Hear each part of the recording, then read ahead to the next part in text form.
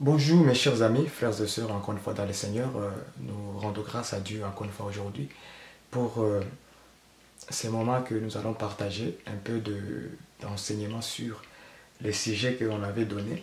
Ça sera une grâce encore une fois pour nous tous ensemble en tant que ministres de venir donner une pensée de Dieu sur la parole du Seigneur que peut-être beaucoup de gens ignorent encore à ces choses, mais Dieu nous fait grâce de venir partager cela avec vous.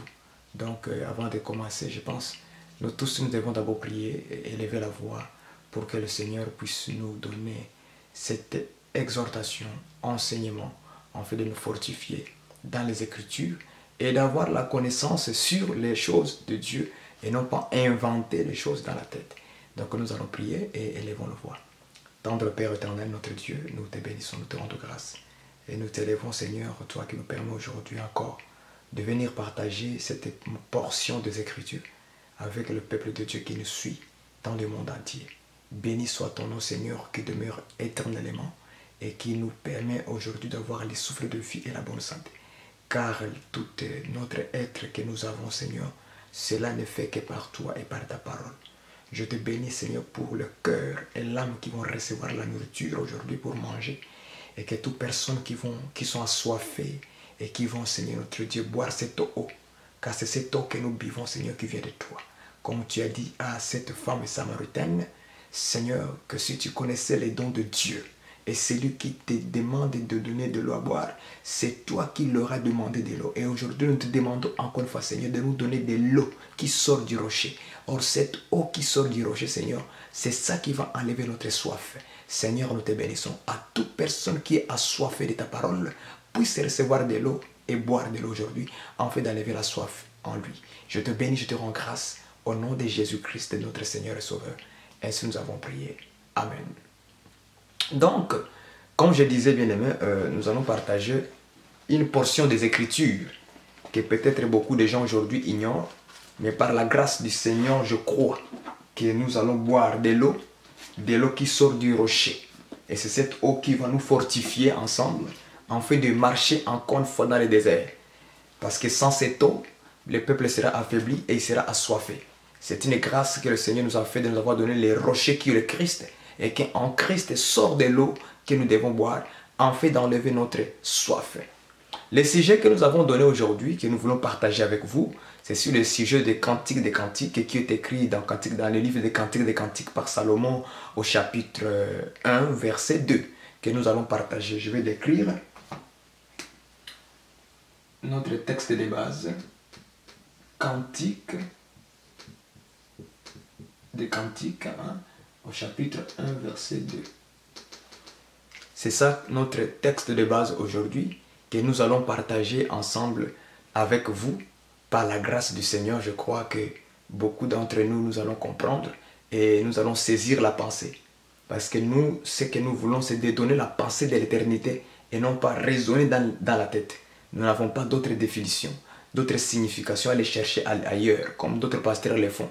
Et ils vont toujours aller chercher la signification de la parole de Dieu dans le dictionnaire Larousse. Nous, on ne fait pas ça. Nous, on cherche la signification, l'explication des songes par Dieu lui-même, c'est-à-dire par le Saint-Esprit, qui nous enseigne toute la vérité. Donc, nous allons partir et nous allons lire maintenant Cantique des Cantiques, chapitre 1, au verset 2.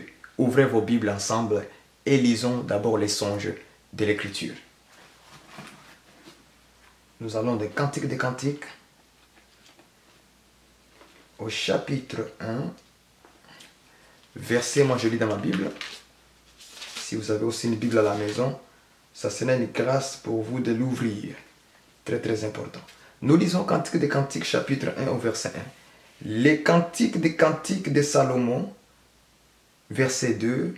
Qu'il me baise des baisers de sa bouche, car ta tendresse vaut mieux que le vin. J'aime ça.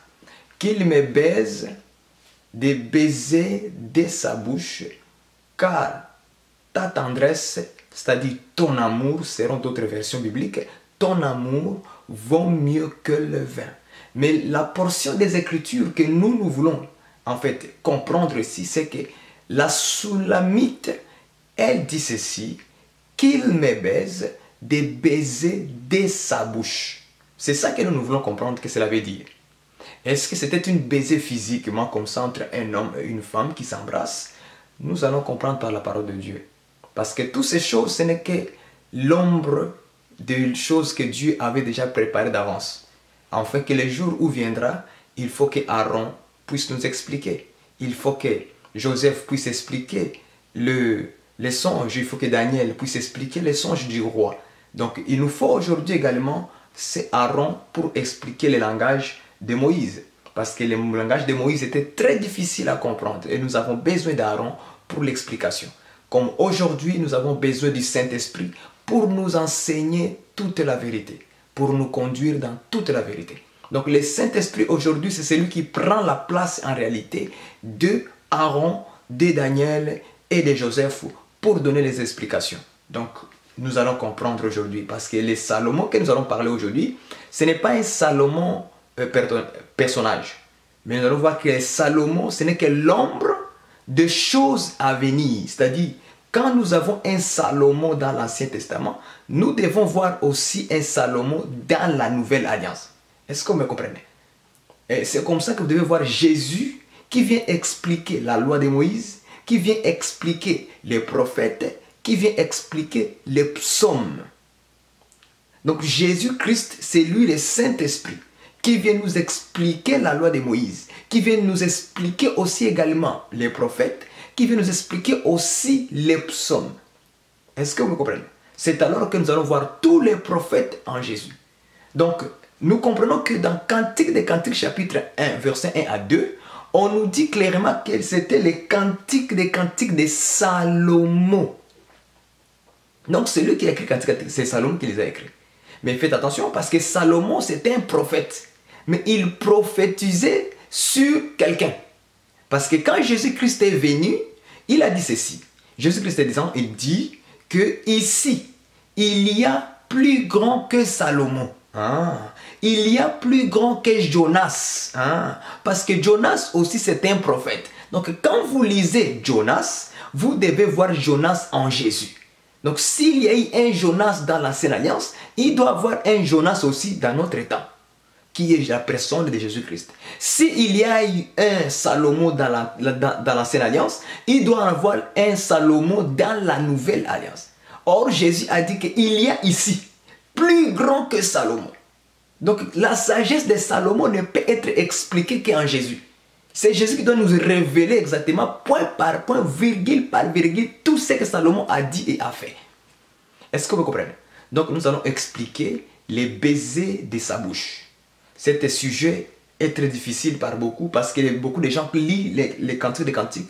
Bon, je vais aussi mettre en garde par rapport aux gens qui utilisent les cantiques des cantiques pour en réalité séduire les filles, les sœurs en Christ. Pour les séduire, ils vont utiliser les cantiques des cantiques. Donc ça ne parlait pas d'aller séduire les gens. Ok, frères et sœurs, c'est tous les frères.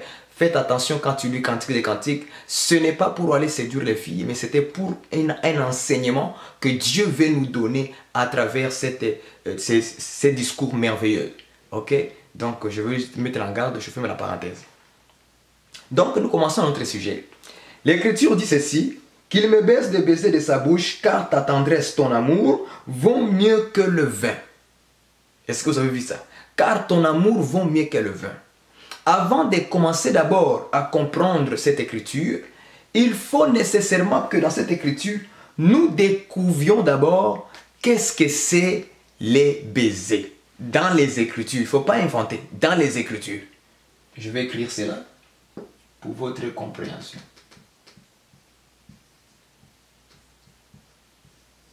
Donc nous cherchons la signification d'abord des baisers. Et puis il dit qu'il me baise des baisers de sa bouche. Donc c'est les baisers qui sortent de la bouche. Donc il y a plusieurs, vous allez voir que la deuxième baiser, c'est au pluriel. Des baisers au pluriel de sa bouche. Donc il y a une bouche, mais qui produit plusieurs baisers. Je ne sais pas si vous me comprenez. Il y a une bouche, mais qui doit produire plusieurs baisers. Donc des baisers au pluriel. Qu'il me baise, des baisers, donc plusieurs baisers, qui sortent de la bouche de qui? De Salomon. Donc la Tsunami te demande plusieurs baisers qui sortent de la bouche de Salomon. Mais avant d'aller en profondeur, il faut d'abord découvrir qu'est-ce que c'est les baisers. C'est à partir de ça maintenant que nous allons comprendre les baisers qui sortent de la bouche de Salomon. Est-ce que vous me comprenez? C'est alors que nous comprendrons les baisers qui sortent de la bouche de Salomon. Alors nous allons chercher d'abord la définition de baiser. C'est par là que nous allons partir dans Romains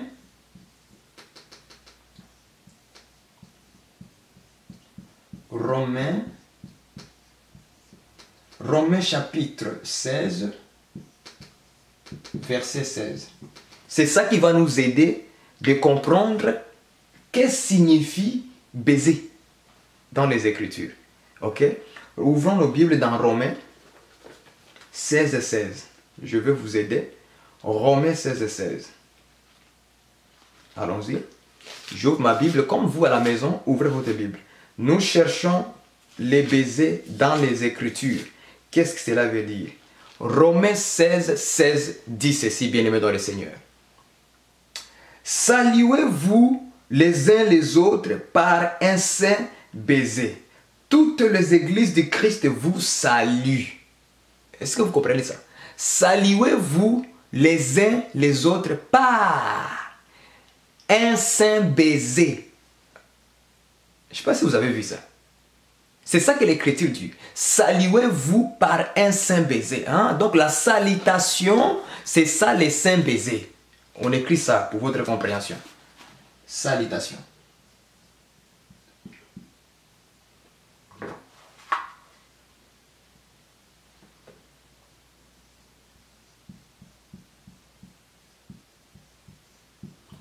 Donc salutation égale saint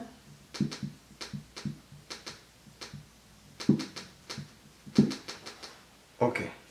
Donc la salutation dans les Écritures égale saint baiser. Donc le baiser veut tout simplement dire salutation. Baiser égale salutation.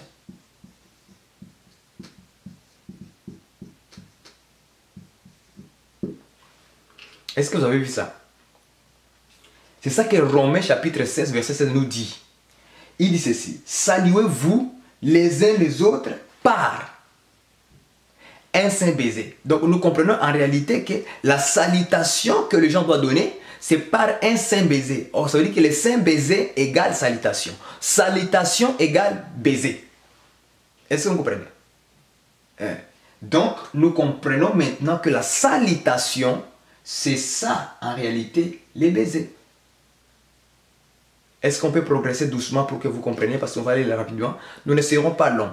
Mais c'est que nous allons vous donner l'idée, la compréhension de cette écriture, cette portion de la Soulamite qui dit qu'il me baise des baisers de sa bouche. Car ton amour vaut mieux que le vin. Est-ce que vous comprenez? Donc, je vous ai amené à comprendre, à chercher d'abord à comprendre les baisers, qui va nous amener dans Romains 16, 16. Romains chapitre 16, verset 16. Et qui va nous faire descendre dans la salutation. Parce que Romains nous dit que saluez-vous les uns les autres par un saint baiser. Donc la salutation se fait par un saint baiser. Donc la salutation égale saint baiser. Est-ce qu'on comprend? Donc nous comprenons que c'est la salutation qu'il faut aller voir. Qu'est-ce que c'est la salutation? Dans les Écritures. Parce que nous avons déjà trouvé que baiser égale salutation. Maintenant, on n'a pas encore trouvé la réponse claire pour nous définir c'est quoi le baiser en réalité. Qui sort de la bouche de qui? De Salomon. Est-ce que vous comprenez? Maintenant, nous allons chercher la salutation dans les Écritures. Par là maintenant, comme nous cherchons la salutation, on va vous aider, frères. Vous savez, les choses de Dieu, des fois Dieu nous détourne. Pour arriver en Canaan, il faut d'abord faire un détour. Si les gens comprenaient ces choses, ils seront bénis de la part du Seigneur. Donc nous cherchons maintenant, en réalité, salutation.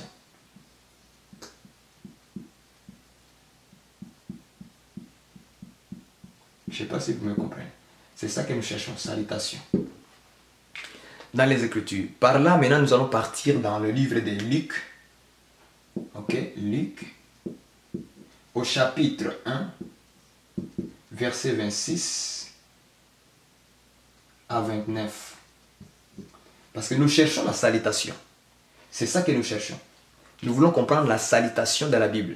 On a déjà trouvé dans les Écritures, Romains 16 nous dit, saluez-vous par un saint baiser. Hein? Donc la salutation, ça se fait par un saint baiser. Ah, donc saint baiser, et baiser égale salutation. Alors, mais qu'est-ce que c'est la salutation? Jusque-là, on n'a pas encore trouvé la définition. Qu'est-ce que c'est la salutation? Pour trouver la définition de la salutation, il faut voir Luc chapitre 1, verset 26 à 29. Est-ce que vous comprenez? Donc, on va aller dans Luc. Luc chapitre 1, verset 26 à 29. Luc chapitre 1, verset 26 à 29. Je vais le dire dans ma Bible. Si vous avez une Bible chez vous, pendant que vous me suivez, ouvrez votre Bible et lisez avec moi. Il ne faut pas dire que moi j'ai inventé des choses à la tête. Non, non, on n'a pas besoin d'inventer. On suit seulement en fait les Écritures d'abord pour trouver ce qui est. Et puis maintenant on va donner l'explication. Est-ce que vous comprenez? Luc chapitre 1, verset 26 à 29. Au 6e mois, l'ange Gabriel fut envoyé par Dieu dans une ville de Galilée du nom de Nazareth, chez une vierge fiancée à un homme du nom de Joseph, de la maison de David. Le nom de la vierge était Marie. Il entra chez elle et dit, « Je te salue, toi à qui une grâce a été faite. Le Seigneur est avec toi. » Verset 29, suivez-moi très bien. Troublé par cette parole, j'aime ça. Troublé par cette parole, elle se demandait ce que signifiait une telle salutation. J'aime les Écritures. J'aime la parole quand maintenant ça devient clair et visible. Mon âme peut voir maintenant les Écritures clairement. Est-ce que vous comprenez? Je répète pour une bonne compréhension. Verset 29.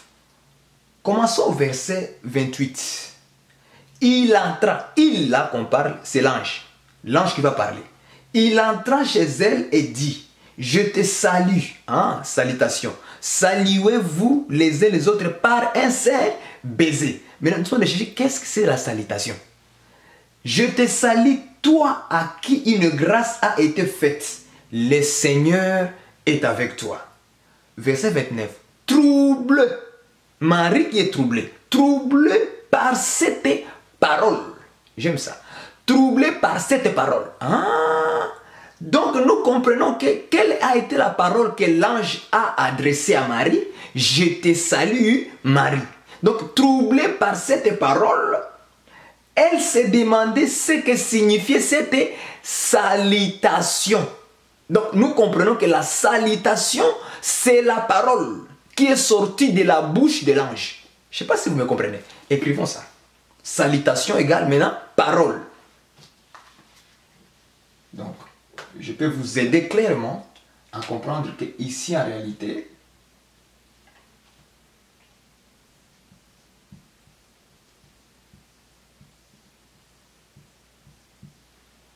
je ne sais pas si vous voyez maintenant en bleu, j'écris ça en bleu, pour que vous puissiez voir clair.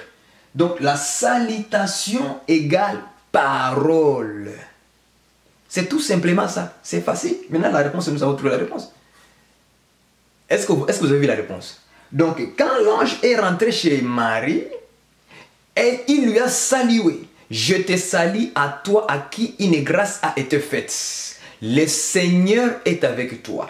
Troublé par cette parole. Vous avez vu ça? Troublé par cette parole. Maintenant, elle s'est demandé qu'est-ce que signifie cette salutation. Donc la salutation égale la parole qui a troublé Marie. Donc la salutation, c'est la parole. Est-ce que vous comprenez? Donc nous comprenons que si la salutation égale parole, et que la salutation égale baiser, donc nous comprenons que baiser égale parole. Donc la réponse est finie. Voilà, la réponse est là. Je suis en train de vous éclaircir sur les choses du Seigneur. C'est pourquoi beaucoup de gens, quand ils lisent Cantique des Cantiques, ils pensent que ce sont des choses charnelles. Non, non, non. Ce n'est pas des choses charnelles que Dieu a écrites. Dieu a utilisé les choses que les hommes utilisent sur la terre, comme les baisers entre un homme et une femme, tout simplement. Mais Dieu a une interprétation contraire. C'est ça que Paul a dit dans 1 Corinthiens chapitre 1 au verset 13. Que les choses spirituelles tenons un langage spirituel. Donc quand la Bible a dit qu'il me baise, de baiser de sa bouche, c'est pour tout simplement nous dire qu'il me donne la parole, mais les paroles qui sortent de sa bouche. Est-ce que vous me comprenez? Je ne sais pas si vous me saisissez. Donc la salutation, c'est la parole. C'est cette parole qui devait sortir dans la bouche de Salomon. Pour donner quoi? Pour donner l'amour à qui? À la femme, la Soulamite. Parce qu'elle a dit que ton amour vaut mieux que quoi? Vaut mieux que le vin. C'est-à-dire que cet amour venait où? Venait du fait que Salomon a embrassé, a baisé en fait, a salué, autrement dit, a donné une parole à la femme. Or, cette Sunamite aujourd'hui, pour tenir un langage spirituel, cette Sunamite, effectivement, simplement dire l'église. C'est l'église aujourd'hui qui reçoit le baiser de la bouche de Salomon. Or, je vous ai dit qu'en réalité, les Salomon de l'ancienne alliance expliquent le véritable Salomon qui est Jésus-Christ. Car Jésus a dit qu'ici, il y a plus grand que Salomon. Donc Jésus, c'est lui le Salomon dans la nouvelle alliance qui doit donner le baiser à son épouse, qui est la Soulamite, qui est l'église. Et quand Jésus donne le baiser à sa femme, c'est ça, on dit, il lui donne la salutation. Autrement dit, il lui donne la parole qui sort de la bouche de Christ. C'est-à-dire Jésus, qui est le véritable Salomon aujourd'hui. Il ne faut pas que papa pasteur vienne vous expliquer les choses autrement. Non, non, non, non. Qui ne vous donne pas. C'est pourquoi j'ai vu des vidéos des faux prophètes là qui sont en train de délivrer les gens en les embrassant par les bouches. C'est incroyable. Et les gens croient vraiment à ça. Pourquoi? Parce qu'ils utilisent les versets dans la Bible, soit disant que ce sont des délivrances qu'ils ont de faire. Or, c'est faux. C'est complètement faux. Les Écritures rendent témoignage de Jésus-Christ. Jean chapitre 5, verset 39. Vous sondez les Écritures, croyant avoir la vie en elles. Mais c'est elle qui rend témoignage de moi. Et vous ne voulez pas venir vers moi, Jésus-Christ, pour avoir la vie. Donc l'Écriture de Cantique des Cantiques, chapitre 1, verset 2. Cela veut tout simplement dire que c'est Jésus-Christ qui doit baiser, qui doit embrasser la Soulamite qui est l'église aujourd'hui. Pour lui donner quoi? Un baiser en fait de recevoir l'amour. C'est pourquoi beaucoup de gens croient avoir l'amour. Vous ne pouvez pas avoir l'amour sans la parole en vous. C'est impossible. Vous ne pouvez pas avoir l'amour de Dieu sans que la parole de Dieu soit en toi. Tu ne peux pas aimer Dieu si Dieu n'habite pas en toi. Or, Dieu habite en nous par la parole. C'est sa parole qui est en nous là, c'est ce qui fait de nous que nous aimons Dieu. Ce n'est pas un homme comme ça qui sort de pas de où et dit que moi j'aime Dieu. Non, tu ne peux pas aimer Dieu sans que sa parole soit en toi. Toute personne qui aime Dieu, tu vas voir qu'il obéira à la parole de Dieu. Parce que la parole de Dieu est en toi. C'est pourquoi tu peux obéir à Dieu. Est-ce que vous comprenez? Donc, nous avons trouvé la réponse qui est en réalité la salutation veut tout simplement dire la parole. Donc, les baisers dans la Bible veut tout simplement dire, les baisers maintenant nous avons trouvé, c'est quoi? C'est la parole. Les baisers, c'est la parole. Maintenant, les baisers qui sortent de sa bouche. Il y a une bouche, mais qui produit plusieurs baisers. C'est ça qu'il a dit, hein? Cantique des Cantiques. Une bouche, mais qui produit plusieurs baisers. Donc, en réalité, la Sunamite s'attendait tout simplement que Salomon, le véritable Salomon qui est Jésus-Christ, puisse donner les baisers à son épouse. Je ne sais pas si vous me comprenez. Puisse donner les baisers à son épouse, l'église. Donc, c'est Jésus qui embrasse l'église. C'est Jésus qui baise l'église des baisers qui sortent de la bouche de Jésus. Est-ce que vous me comprenez? Qui sort de la bouche de Jésus. Donc ce n'est pas un prédicateur, ce n'est pas quelqu'un d'autre qui doit donner des baisers à l'église. Non, non, non. C'est Christ lui-même qui doit embrasser, qui doit baiser l'église Et elle donne des baisers, c'est-à-dire des paroles. Donc les paroles qu'on nous parle ici, qui sortent de la bouche de Jésus-Christ, qui est le véritable Salomon, c'est ça, ça s'explique dans 1 Corinthiens chapitre 14, verset 6. On va le lire avec vous. 1 Corinthiens, je vais vous expliquer ces choses. 1 Corinthiens, chapitre 14, verset 6. Lisons, c'est ça. Il dit qu'il me baise des baisers de sa bouche. Donc, en réalité, Salomon, quand il va l'embrasser, c'est pour sortir des baisers, plusieurs baisers. Maintenant, qu'est-ce que c'est ces baisers-là? On a vu que les baisers, en réalité, c'est quoi? C'est la parole. Donc, c'est la parole qui doit sortir de la bouche de Salomon. Or, le véritable Salomon, c'est Jésus-Christ. Donc, c'est les paroles qui vont sortir de la bouche de Jésus. Afin que cette femme reçoive quoi? L'amour de Salomon. Écoutez ce que maintenant Paul nous dit. Il dit ceci. 1 Corinthiens chapitre 14 verset 6. Hein. Maintenant frères, de quelle utilité vous serais-je si je venais à vous en parler en langue au lieu de vous apporter une parole? J'aime ça. Au lieu de vous apporter une parole de révélation 1, une parole de connaissance 2, une parole de prophétie 3, une parole d'enseignement, de doctrine 4. Ah. Donc nous comprenons que dans la bouche de Salomon le véritable, Jésus-Christ, il sort 4 sortes de baisers. Donc Jésus, quand il vient pour baiser sa femme l'église, il lui baise par la révélation. Il lui baise par la connaissance. Il lui baise par la doctrine. Il lui baise par aussi la prophétie. Ce sont les 4 paroles qui sortent de la bouche de Jésus, afin que la femme, la Soulamite, l'église aujourd'hui, puisse avoir l'amour de Dieu. Papa pasteur, quand tu n'as pas l'explication des choses, il faut se taire. Fini la récréation. Rentrons maintenant en classe pour être enseignés. C'est pourquoi beaucoup de gens sont troublés quand ils lisent Cantique des Cantiques. Parce qu'ils veulent les comprendre de façon littérale. Non, non, non, non. Les Écritures, on les comprend par l'esprit. Et nous devons tenir un langage spirituel aux choses spirituelles. Baiser veut simplement dire parole.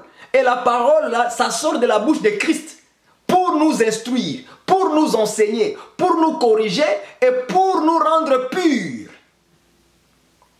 C'est l'eau de la parole qui sort de la bouche de Jésus. C'est ça qui va nous rendre purs. Ça va nous donner aussi l'amour pour que nous puissions l'aimer de jour en jour. Mais aujourd'hui, beaucoup de gens reçoivent des baisers n'importe où. Maintenant, ces baisers ici que le Seigneur donne à l'église, ces paroles que le Seigneur donne à l'église aujourd'hui, maintenant il les utilise dans les 5 ministères. Faites attention. Dans les 5 ministères, apôtres, prophètes, docteurs, pasteurs, évangélistes, le Seigneur passe par des vases pour venir faire quoi? Donner le baiser à son épouse. C'est-à-dire donner la parole. La parole de la révélation, la parole de la connaissance, la parole de l'enseignement qui est doctrine, la parole de la prophétie. Ce sont les 4 façons que le Seigneur vient pour baiser l'église. Les rendre plus purs, aimables à ses yeux. Mais malheureusement aujourd'hui, beaucoup de gens ont commencé à ouvrir leur bouche pour aller donner les bouches maintenant aux hommes. Les hommes maintenant sont devenus maintenant comme des dieux. Hein? Quand il dit Amen, ça veut dire que tu as embrassé cet homme-là. Est-ce que vous voyez ça? Je vous dis que les choses spirituelles, il faut tenir un langage spirituel. Chaque fois quand quelqu'un dit Amen à une parole qu'un prophète, un pasteur ou quelqu'un, un frère a dit, et que cette parole est fausse, donc tu l'as embrassé. Donc vous vous êtes embrassé. Quand tu dis Amen, pasteur, or la parole qu'il a prêchée, c'est faux. C'est du mensonge du diable, il a détourné la voix du Seigneur. Donc tu as embrassé une mauvaise bouche. Est-ce que vous me comprenez? Donc tu as embrassé une mauvaise bouche. C'est pourquoi beaucoup de gens aujourd'hui, ils embrassent n'importe quel homme sur l'internet. Quelqu'un qui s'élève, un pasteur qui s'élève. Je suis le prophète du temps. Si vous ne croyez pas en moi, vous n'avez pas la vie. Et puis tu dis Amen. Tu as embrassé une mauvaise bouche, tu vas aller en enfer. Tu vas mourir. C'est la mort. Parce que l'église véritable de Jésus-Christ ne peut pas embrasser une autre bouche. Non, non, non. L'église embrassera toujours la bouche de son mari, de son époux, qui est Jésus-Christ, le Salomon véritable aujourd'hui. Et l'épouse de Christ ne reçoit pas une autre parole. Il reçoit toujours les paroles de son époux. C'est ça que l'église reçoit. Toujours la parole qui sort de la bouche de Salomon véritable, Jésus-Christ. Donc tout prédicateur n'est qu'un instrument dans lequel où le Seigneur vient donner une bouche, vient simplement donner une parole en fait d'embrasser son époux. Donc un ministre aussi c'est un instrument, c'est la bouche. C'est un instrument, la bouche, où Jésus vient pour quoi? Baiser l'église. Donc chaque fois que nous disons Amen à la vérité, en réalité tu as embrassé Jésus. En réalité, spirituellement, tu as embrassé Jésus. Quand une parole sort de la bouche d'un ministre véritable du Seigneur Jésus-Christ, qui est dans la vérité, et qui vous enseigne la vérité totale, c'est comme si tu as donné quoi? Quand tu dis Amen à cette parole-là qu'on t'a adressée, en réalité, tu as embrassé Jésus. J'aime ça. C'est ça, frère. Nous venons parler de choses très difficiles, et nous tenons langage spirituel aux choses spirituelles, frère. On ne parle pas comme ça en vain, en inventant. Non, non, non. Or, nous avons vu que dans la salutation de l'ange, la femme Marie était troublée par cette parole. Elle s'est demandé que signifie cette salutation. Est-ce que vous comprenez? Donc Marie, elle a reçu une parole qui lui a fait quoi? Troubler. Et cette parole que l'ange lui a adressée, c'était pour qu'elle porte un enfant en elle. C'est-à-dire que Marie, avant, n'avait pas la vie. Parce que pourquoi l'Écriture nous dit que celui qui a le Fils a la vie. Celui qui n'a pas le Fils n'a pas la vie. Or, Marie, sans le Fils, elle était morte. Elle devait avoir la vie. Maintenant, la vie là qu'elle doit recevoir, frère, il faut que l'ange lui donne quoi? Salutation. Or, la salutation, c'est la parole. C'est ça le baiser. Donc, il fallait que l'ange le baise. J'aime ces choses, frères et sœurs. C'est ça la révélation. Donc, quand l'ange a donné un baiser, le saint baiser à Marie, Marie a ressenti quelque chose à l'intérieur, frère.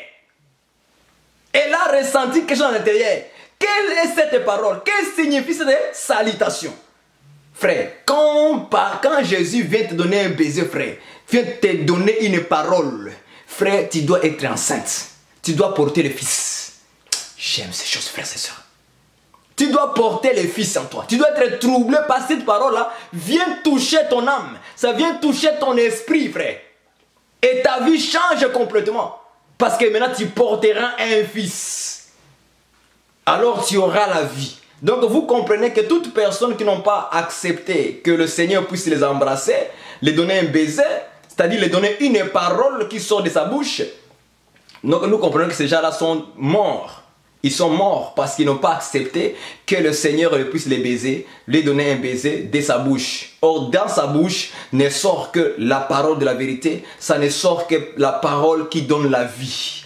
Frères et sœurs. Donc aujourd'hui, le Seigneur est en train de nous donner des baisers dans les nations, de donner des baisers à son peuple, en fait que ce peuple puisse recevoir une parole pure qui sort de sa propre bouche et non pas les paroles qui sortent de la bouche de quelqu'un d'autre. Donc que le Seigneur vous bénisse et qu'il augmente encore une fois à vous cette compréhension des Écritures qui disent qu'il me baise des baisers de sa bouche. Il y a une bouche, mais qui produit plusieurs baisers. Or, s'il y avait un Salomon dans l'ombre, il doit en avoir aussi un Salomon dans la grâce. Et ce Salomon-là, c'est Jésus-Christ qui doit baiser son église. Que chaque fois qu'un ministre s'élève, c'est une bouche de Dieu.